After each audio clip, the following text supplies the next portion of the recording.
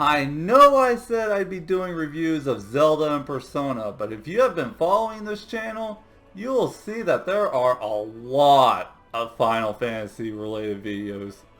A lot. Particularly 7.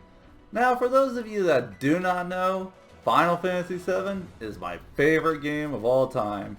So here's yet another excuse to talk about it.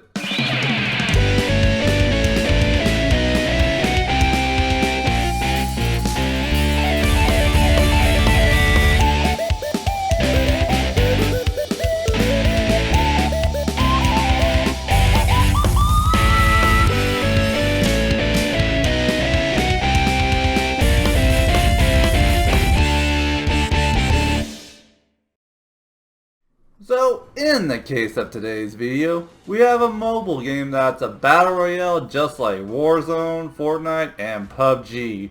Do people still talk about PUBG? Anyway, why exactly do we have a battle royale in the Final Fantasy VII universe? Tetsuya Nomura, who is a character designer and director over at Square Enix, was interested in making a battle royale because he believed that a battle royale game would broaden the appeal of the Final Fantasy series, which is an RPG series, which is a completely different genre from battle royale with shooter gameplay. He hoped that the battle royale crowd would become interested in playing Final Fantasy VII or experiencing its world more so. Yeah, those intentions seem like this game was made as an advertisement rather than one that would stand on its own 2 feet. But wait, there's more. Nomura lacked experience in the battle royale genre, which is why, forgive me if I butchered this, Shoichi Ichikawa, who's a big fan of battle royales, came to assist with this game. I gotta admit, when this game was announced, I was not too on board because, well, I'm not a battle royale guy. Really, the only battle royales I have played are Fortnite and Warzone. Of course, everybody talks about Fortnite, but what do I think? If you like it, I'm happy for you, but as for me, it's not my cup of tea. I have friends who play it, and I also have friends who can't stand it. There are a lot of other games I would rather play with friends than Fortnite. I enjoyed Legos when I was younger, but building walls, forts, and whatnot in a spontaneous, under pressure, and fast-paced environment? Pass. Warzone I enjoy a little more. I played it with some of my friends, and it's fun. I don't mind playing it, but the last Call of Duty I bought that was not a remake of Modern Warfare was Modern Warfare 2. I've played bits and pieces of the series since, but it's once in a blue moon for me. Now, don't get me wrong, there are some shooters I enjoy. For example, the Metroid Prime trilogy. Though those are more first-person adventures. I do like Halo. I am pretty excited for Infinite. My friend and I have been playing the multiplayer that dropped recently, and there are stuff we like and don't like, but that's for another video. I like BioShock as well. But I'm rambling. Let's talk Final Fantasy VII First Soldier. I don't think Battle Royale fans care about the plot to Battle Royale games, but this game does have a plot. But it's really only through this opening cutscene, in which I do like cutscenes from Square Enix. They are great with animation, but anyway. This game takes place 30 years before the events of Final Fantasy VII, and really it's just the establishment of Soldier, which are the elite and enhanced super soldiers for Shinra's military. Wait, did Hojo just shoot Vincent? Was that Vincent he shot just now? No, wait, with the snow blowing in, that would have to be Professor Gas that Hojo shot in Icicle Inn. And is that Aerith's mother? Anyway, then in the context of gameplay, basically this is just soldiers going at it in Shinra's battle simulation, which is more than likely done through a VR headset. It's pretty simple stuff, although the whole thing about Hojo makes more sense if you have knowledge of Final Fantasy VII's plot. That's really it. So let's talk gameplay. Well, actually let's talk about presentation and audio real quick. For a mobile game, this looks pretty good. Not only that, but we have remixes of songs from Final Fantasy VII. Can't go wrong with more Final Fantasy music. The guns, I have to admit, sound nice too.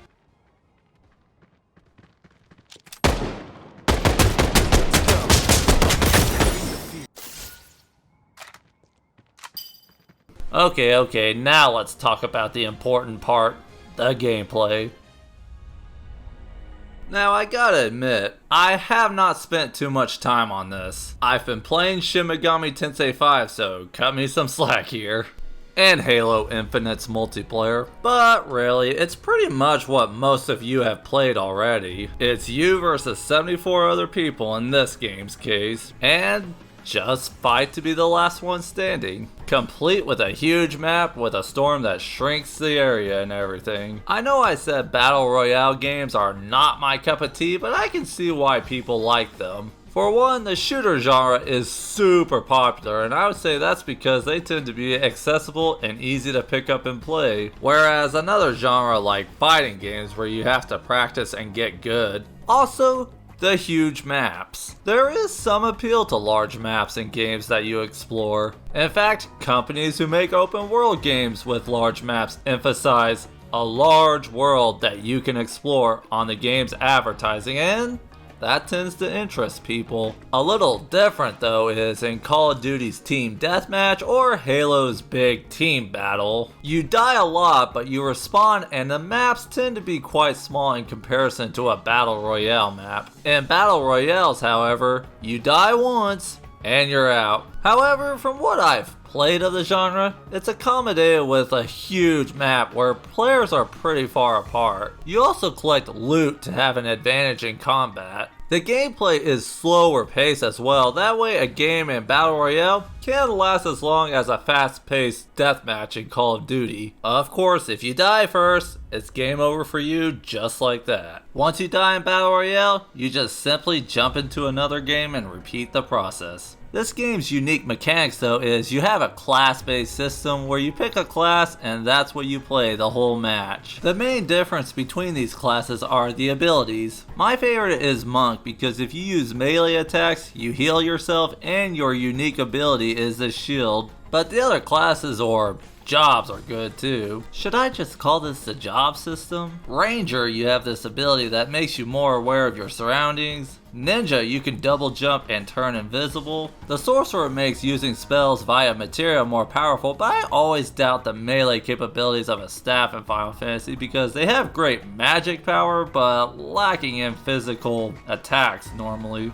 Of course, every class can use materia to cast spells, but if you're the mage type of player, this class is for you. The warrior class, you can dodge roll and shield yourself while dodge rolling. You can level up these classes and gain new abilities for that class. While I have not played enough to unlock one of these abilities, this can either be a reward for your investment and keep you playing, or my concern is some of these abilities might be OP, making the game a little unbalanced. The default controls are touchscreen controls. I did surprisingly well with touch controls, but I don't like touch controls as they do not provide physical feedback, so I use the controller mostly. I hear the PS4 controller works best for this game, however, I did move on from the PS4 to PS5, so I no longer have a PS4 controller.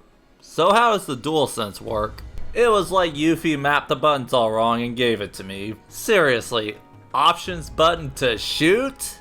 And the share button to aim? Come on, Square Enix. So the controllers I used were the Switch Pro controller and the Xbox Series X controller. They worked pretty well, only there were times the controls felt clunky. First of all, there's no controller support in the menus, so you have to tap the screen. The controller does work in a match, but I would like the controller to work at all times while playing the game. Second, whether controller or touchscreen, I've had instances where taps or button presses don't respond. There was one instance where when I was navigating the menus and I would tap the buttons in the menu, there was this one time the button did not respond to my touch. And on the controller, there were times when the button for jumping out of the helicopter doesn't work, so I had to tap the icon for diving. For materia use, I'm gonna use the Xbox controller as an example. With touchscreen controls, you just tap the spell you want to use, but on a controller, you hold down the left bumper and you squeeze one of the triggers or the right bumper to cast a spell of your choosing. I wish button prompts would show on the screen so it's not as confusing which button casts which spell. I also found the camera uncooperative in melee combat. There are symbols indicating lock-on, but the camera does not follow the target. I don't think using guns should have lock-on. In fact, I think lock-on should work from a small distance. But I wish the lock-on feature, if there's supposed to be one, would be a manual press of the button with the camera focusing on the target. Overall, it does feel good to play with a controller, but there's still improvement that needs to be done. Dirge of Cerberus was a shooter with a Final Fantasy VII name on it, but to me, it was just on the line between and okay. As a non-Battle Royale fan, would I praise this game just because it has the Final Fantasy name? No, although I do like Final Fantasy XIV, the MMO, because of the Final Fantasy name.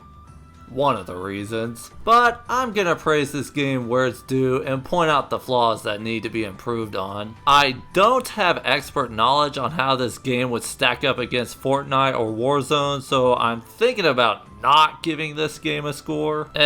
You know what? I'll give this game a 6.5 out of 10. It's a fun game, but it has a couple bugs and glitches here and there. And if you look on Google Play and the Apple App Store, you will see that this game has mixed reviews. People have said this game is fun, just like I said it's fun, but I've pointed out issues with the controls, and so have other people. Also, the frame rate's not the best it can be at times. Some people have had issues connecting to servers. I've had issues connecting to servers as well, and I've had to close the app and restart it. But it's free to play with microtransactions, so trying it out is harmless. I had low expectations for this game, but I had more fun with it than I thought I was going to have. It may not be my cup of tea despite being a huge Final Fantasy fan, but if you've been watching my channel, you've probably had loads of Final Fantasy content shoved into your face already, so maybe if you enjoy the Battle Royale genre, then maybe for you this is a good opportunity to try out a series that I will not shut up about. I am going to take one more detour before I do my Zelda and Persona dual marathon. I'm going to review Halo Infinite. Thank you all for watching and take care.